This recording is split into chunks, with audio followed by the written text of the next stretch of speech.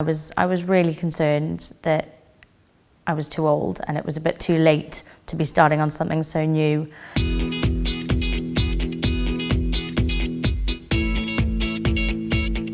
My main concern was that everybody else was going to be sort of 18, 19 and I was going to be the old one. But there's lots of us that are old, so it's okay. It's a big range of ages. There's people who have just left school. There are people that are, I'm 37, 38, somewhere there.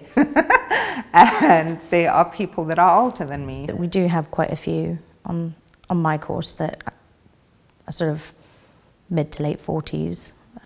So I think they give you an easy essay to start with and you get to hand in a draft that gets checked, and then you get feedback and then you hand it in again, and that still was my most difficult essay even with all that support, because it was just sort of getting back into it and learning how to write again. You haven't written anything for so long, and university level academic writing is completely different to college or school. It takes you a good 6 months or so to actually get into the swing of taking good notes and writing good academic work.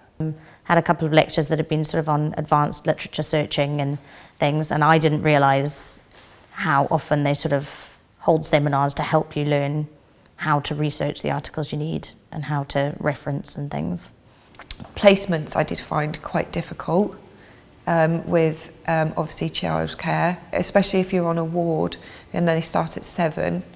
It's very hard to get children out of bed at 7 to drag them to a childcare area, and also there isn't many of them around.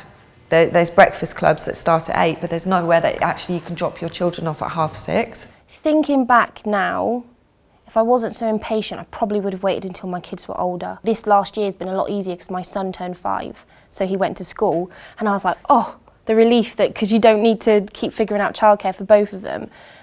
So if you have small children, if you can wait. It is worth it to wait.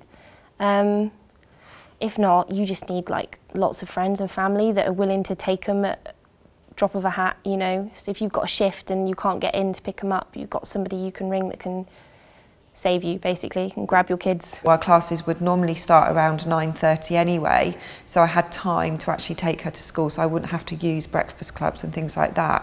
And of course you still had the holidays off, so that when they had their holidays, you had your holidays as well. So it was just term time, really.